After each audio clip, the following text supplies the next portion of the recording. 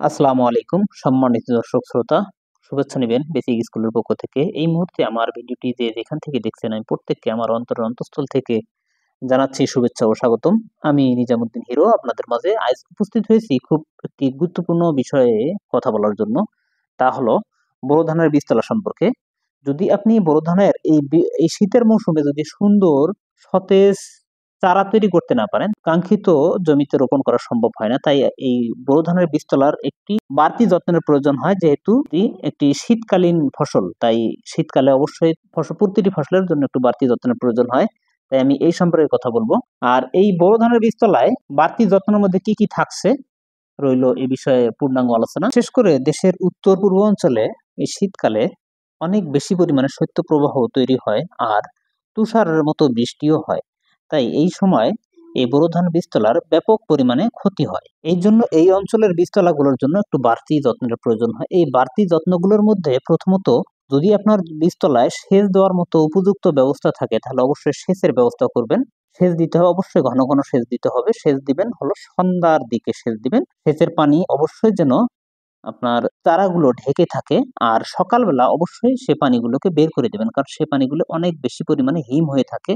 হিম হয়ে থাকার কারণে গাছের জন্য ক্ষতির পরিমাণ হয়ে দাঁড়ায়। তো এই জন্য পানি অবশ্যই এই সেচের পানিগুলোকে বের করে দিবেন, যেন দিনের সূর্যের আলোতে যেন রোদে গাছগুলো সুন্দর সতেজ হয়ে ওঠে। আর এই রোদ প্রতিটি গাছের জন্য অত্যন্ত একটি গুরুত্বপূর্ণ খাবার। তো এই রোদের আলোতে গাছগুলো সুন্দর এবং সতেজ হয়ে উঠবে।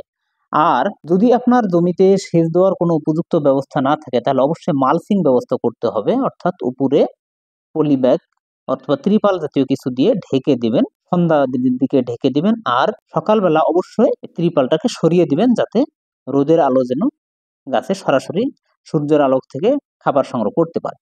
তৃতীয়ত, আমি এই বীজতলায় এক ভাইকে দেখলাম, তার বীজতলায় তিনি তার একটা কাঠি দ্বারা এই বীজতলার এই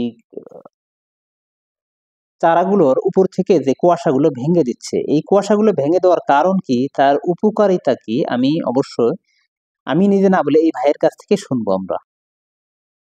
আচ্ছা ফরদ ভাই, হ্যাঁ, এই জ্বালা খেতে এরকম ভাবে দেওয়ার কারণটা কি? এই পানিটা ফেলায় দিলে পরে পানিটা সারের কাজ করে, মানে আচ্ছা, নাইট্রোজেনের। আর জ্বালাটা সবল সুস্থ হয়ে ওঠে, মানে কুয়াশা মুক্ত থাকে।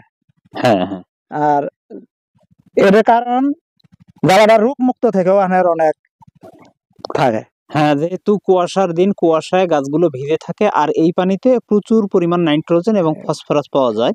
জি, এই পানিটা যদি গাছ থেকে নিচে পড়ে যায় তাহলে অবশ্যই সারগুলো মাটিতে কাজ করবে আর গাছগুলো এই চারাগুলো যত দ্রুত রোদ পাবে তত দ্রুত বৃদ্ধি পাবে। এবং শীতকালের যে আমরা শীত নিবারণের জন্য যে ম্যানকোজেব প্রয়োগ করি, এখানে কিন্তু ম্যানকোজেবের প্রয়োজন হবে না, কারণ একটু রোদ উঠলেই গাছগুলো গরম হয়ে উঠবে।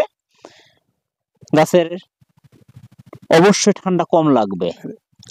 আর আমরা যে মাঝে মধ্যে যে জ্বালাতে পানি দেই, এই হ্যাঁ, পানি দেওয়া থেকে আমরা বিরত থাকি, মানে লাভ হয়। মানে পানি, এই কুয়াশা ভেঙে দিলে আর পানি দেওয়া লাগে না, মানে জ্বালা উঠানো পর্যন্ত। এই এই এইদিকে আমাদের সুবিধা।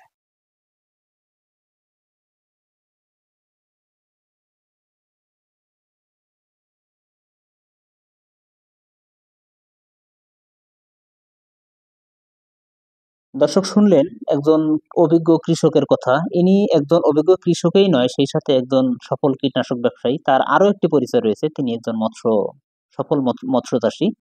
এই বীজতলার ঠান্ডা নিবারণ করার জন্য আরেকটি গুরুত্বপূর্ণ জিনিস, তা হলো ম্যানকোজেব। এই ম্যানকোজেব অবশ্যই স্প্রে করবেন। আর বোরো ধান বীজতলা যেহেতু শীতকালেই করা হয়, এই জন্য গাছ আশানুরূপ ভাবে গ্রোথ না হওয়া পর্যন্ত রোপণ করতে খুবই অসুবিধা হয়। এর জন্য আপনারা এনপিকে জাতীয় সার পাবেন, যেমন এসিএ এর রয়েছে ভিটামিক্স, ন্যাশনাল এগ্রিকেয়ার এর রয়েছে হলো আমেরিকান এনপিকেএস। এই জাতীয় এনপিকে জাতীয় সার স্প্রে করবেন, ইনশাল্লাহ গাছগুলো দ্রুত বেড়ে উঠবে।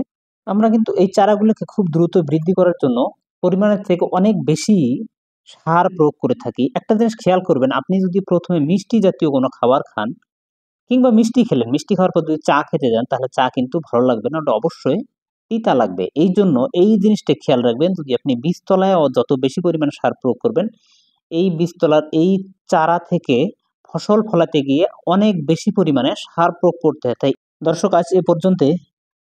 আগামী ভিডিওর জন্য অবশ্যই আমন্ত্রণ রইল। আগামী ভিডিওতে অবশ্যই পাবেন বীজতলায় বীজ কেন, চারাগুলো কেন লাল হয়ে যায়, কখনো পাতা সাদা হয়ে যায়, কখনো পাতা হলুদ হয়ে মরে যায়।